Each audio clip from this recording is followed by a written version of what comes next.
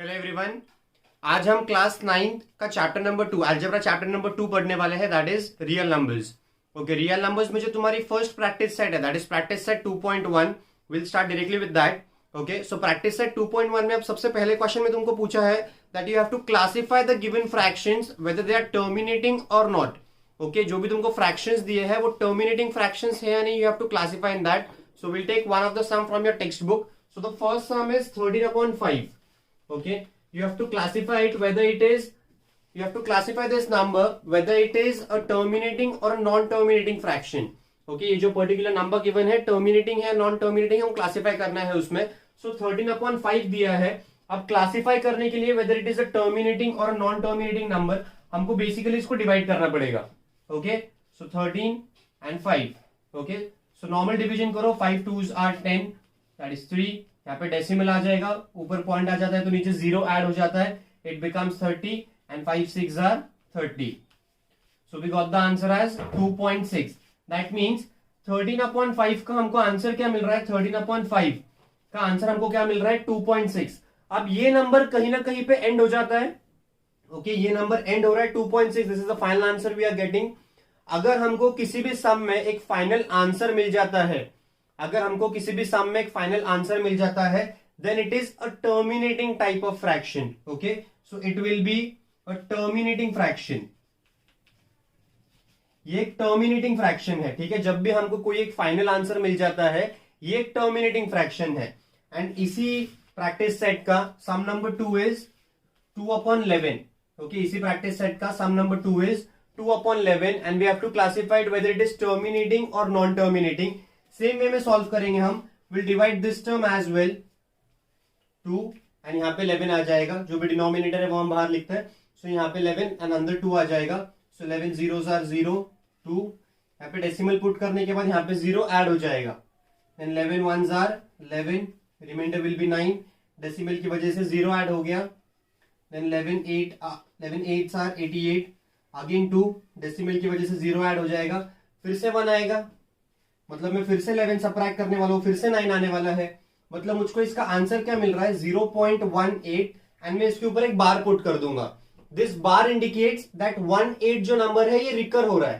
That means 18 हमेशा 18 ही आने वाला है।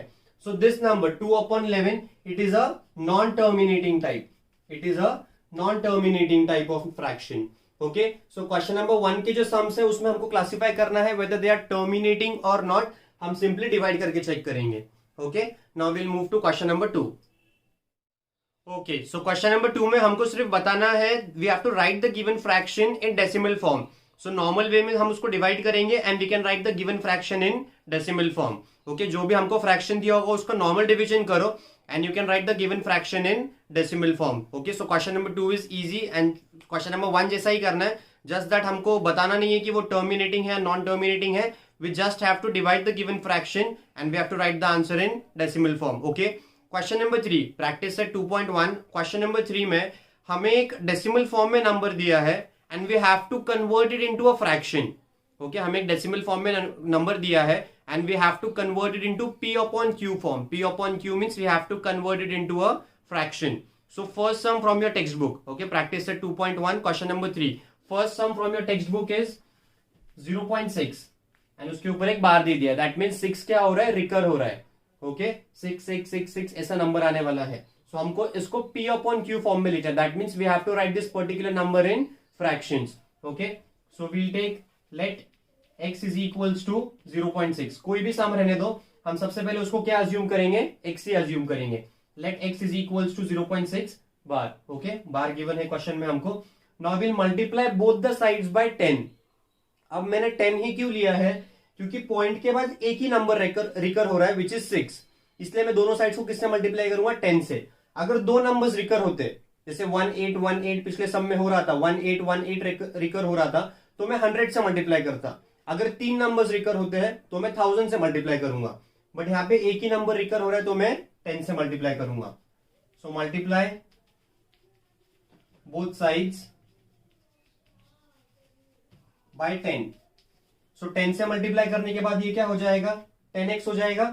10 multiplied by x will be equals to 10x and 0.6 0.6 multiplied by 10 and 0.6 bar है, this 10x remains as it is, ये क्या हो जाएगा 6.6 हो जाएगा बार, क्योंकि 0.666 है, डेसिमल सिर्फ शिफ्ट हो जाएगा राइट हैंड साइड पे, तो ये क्या हो गया 6.6 बार।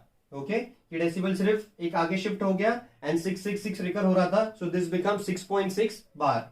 अब हमें आंसर किस चीज का चाहिए, x का आंसर चाहिए, बट ये x का आंसर मिलने के पहले जो यहाँ पे 6 बार है, we have to remove this bar. Okay, जो बार का सिंबल है ये हमको निकालना पड़ेगा, बार हमको रिमूव करना पड़ेगा in short. So what we will do, जो हमारा ओरिजिनल नंबर था x इज इक्वल्स टू 0.6, हम वो यहाँ पे सबट्रैक्ट कर देंगे। Okay, so 10x remains as it is minus x, left hand side पे क्या है यहाँ पे x, so 10x minus x which is equals to, यहाँ पे हमको क्या मिला है 6.6 बार, तो 6.6 bar minus 0.6 bar. Okay, so 10x minus x कितना हो जाएगा, ये 9x which is equals to 6.6 bar minus 0.6 bar, तो यहाँ पे क्या बचेगा सिर्फ 6, ये 6.0 हो जाएगा, 6 माइनस 6 विल बिकम 0, तो यहाँ पे क्या बचेगा सिर्फ 6। अब हमको किस चीज का आंसर चाहिए, हमको चाहिए x, so x will be equals to this 6 remains as it is, 9 left hand side पे मल्टीप्लीकेशन में, राइट हैंड साइड में आएगा तो डिवीजन में हो जाएगा, 3 2s are 6, 3s are 9, so x will be equals to 2/3, that means हमारा original question क्या था 0.6, तो 0.6 will be 0.6 बार, तो 0.6 बार will be equals to 2/3। अगर हम उसको फ्रैक्शंस में कन्वर्ट करते हैं या p by q फॉर्म में कन्वर्ट करते हैं, so it becomes 2/3। we'll take one more sum from this question of this type and then I'll give you some sums for practice।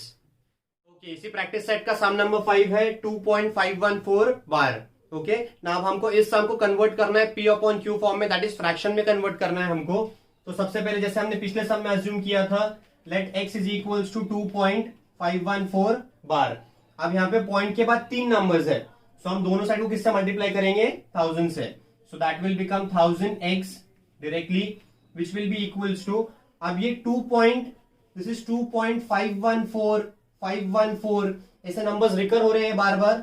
अब मैं इसको जब 1000 से मल्टीप्लाई करूंगा, that means 2.514 bar multiplied by 1000, जब मैं इसको 1000 से मल्टीप्लाई करूंगा, ये डेसिमल 3 बार आगे आ जाएगा, मतलब this decimal will come over here, so that will become 2514 point, and point के बाद फिर से कौन सा नंबर है 514, क्योंकि ये रेकर हो रहा था, so this 514 bar remains as it is, and left hand side पे तो 1000x ही रहेगा। ओके, अब इसके बाद हम क्या करते हैं, इस नंबर को हमारे ओरिजिनल नंबर से सबट्रैक्ट करते हैं, सॉरी जो हमने ओरिजिनल अज्यूम किया था x को, उसको हम इससे सबट्रैक्ट कर देंगे, सो 1000x माइनस x, जो लेफ्ट हैंड साइड पे है वो लेफ्ट हैंड साइड से सबट्रैक्ट होगा, जो राइट हैंड साइड पे है वो राइट हैंड साइड से सबट्रैक्ट होगा, and 2514.514 bar minus 2.514 bar. Okay, हमारा ओरिजिनल नंबर क्या था 2.514, so minus 2.514 bar, this subtraction becomes 999x which is equals to, ये 0.514 तो कैंसिल हो जाएगा, तो सबट्रैक्ट करके हमको मिलेगा 2512। Okay, 2514 minus 2। अब हमको x की वैल्यू चाहिए, ये 999 यहाँ पे मल्टीप्लीकेशन में, राइट हैंड साइड पे आएगा तो डिवीजन में, सो 2512/999, ये नंबर किससे भी डिविजिबल नहीं है, so I will keep it as it is. So यहाँ पे जो पॉइंट के बाद 3 नंबर्स थे उसको सॉल्व करने के लिए मैंने 1000 से मल्टीप्लाई किया है, and I have converted it into p/q form. Okay, now I'll give you some sums for practice, which is based on practice set 2.1, जिसमें हमको टर्मिनेटिंग है या नॉन टर्मिनेटिंग रिकरिंग टाइप वो बताना है। देन क्वेश्चन नंबर 2 में you have to write the given fraction in decimal form, divide करके you have to write in decimal form, and question number 3 में you have to convert it into p/q form. Okay, now I will give you some sums for practice. Okay, so this is practice set 2.1 and इसके तीनों भी questions, question number 1, question number 2, question number 3 के सभी sums you have to solve. ठीक है, जो sums मैंने class में किए हैं इसमें वो भी सम्स है, as well as extra sums भी है होमवर्क के।